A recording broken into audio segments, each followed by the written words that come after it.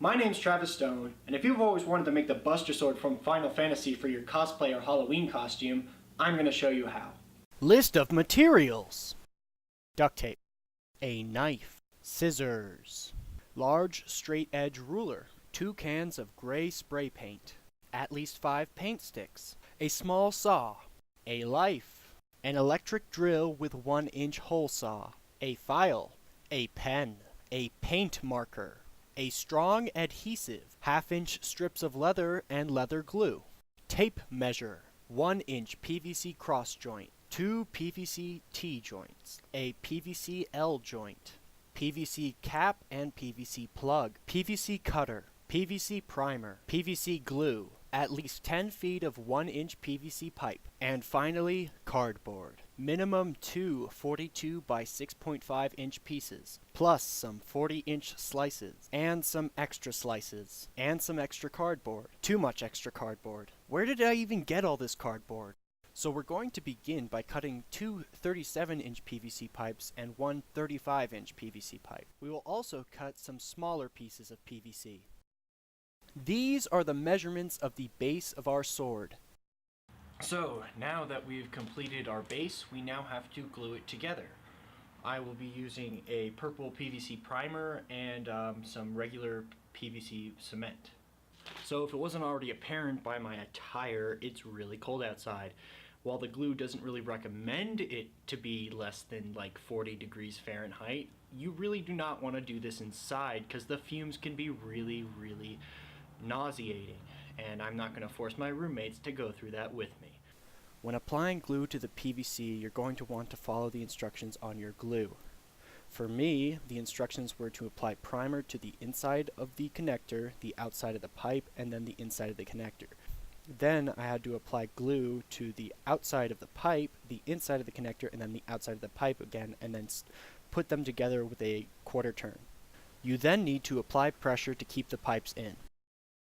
So the method I used to connect these two pipes together was I applied duct tape to both ends to keep it stable, and then Gorilla Glue down the seam, and it creates a really strong bond that's not easily broken.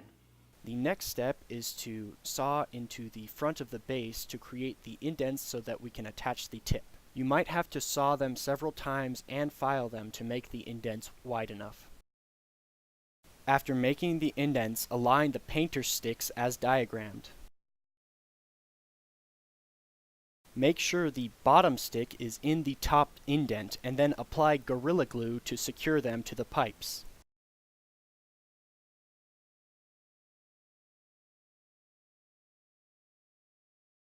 After drawing the lines previously shown, cut the corners off the sticks. Mark the corners that have to be cut off the third stick to be flush with the other two, and then cut them off. Secure the third stick using duct tape. Then mark the corners that need to be cut off the fourth stick to support the hypotenuse. After cutting it, secure it with duct tape. So after attaching all of the wooden sticks, it should look something like this. It should be noted that if you at all feel that this is not secure enough, there's no such thing as too much duct tape. Next, you are going to want to cut out 2 6.5 by 42-inch pieces of cardboard. I added these cardboard pieces to even out the space between the pipes and the connectors. Next, attach the cardboard to the sides of the base. Make sure that the cardboard is square with the top and the back of the base. Next, attach a 34 by 2.5 inch fin to the bottom of the base. Make sure this fin is flush with the bottom tip. Next, attach 2 40 by 3.16 inch cardboard slabs to both sides of the bottom of the blade. Then use 1 long strip of duct tape to connect the 2 ends. So this is the part where you're going to have to start feeling things out. Place a piece of cardboard the length of the bottom of the blade as so. Then cut the back to be flush with the slanted side of the bottom of the blade. Then draw a triangle from the corner of the slant to the tip of the blade and cut along that line. Using the one you just made as a template, cut another one out of the same size for the other side.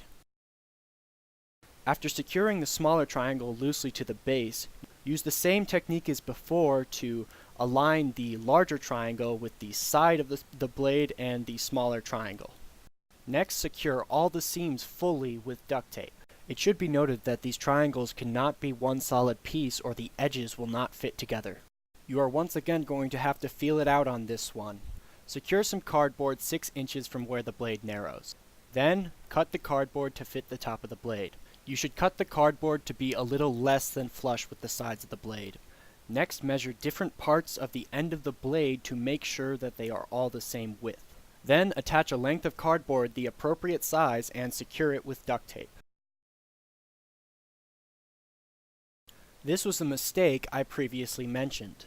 Regardless, use the same technique I do to build a box around the hilt of the blade. The hilt should be 2.5 inches long. Next, fill in any holes between the hilt and the grip with small strips of duct tape to reduce creases. 3.5 inches from the base of the hilt, mark a 1-inch diameter hole.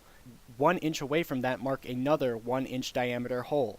Drill through these holes and be sure to clean up the back side of the hole to be the proper diameter. Take 1 strip of duct tape and cut it into 4 strips twice, then cover the inside of the hole with them. Then cover the legs of the spiders we've created. After covering the tip of the blade with duct tape, use long strips to cover the entire length of the blade with duct tape. Now we will begin covering the blade with masking tape. Begin by rolling the masking tape into a tube and covering the inside of the holes with it. Use the same technique you used with the duct tape to cover up this area surrounding the hole. After this, use long strips of masking tape to cover up the length of the blade up until where it narrows.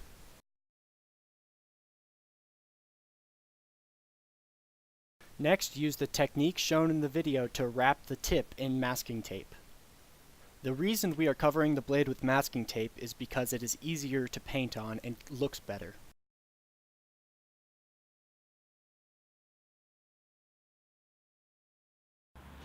So now that we finished taping, we can begin the painting process. To paint, hold the nozzle a few inches from the blade. Make wide sweeping motions and make sure not to paint too much on the first coat. Allow 1 to 2 hours to dry between coats. Paint the blade with 2 to 4 coats of paint.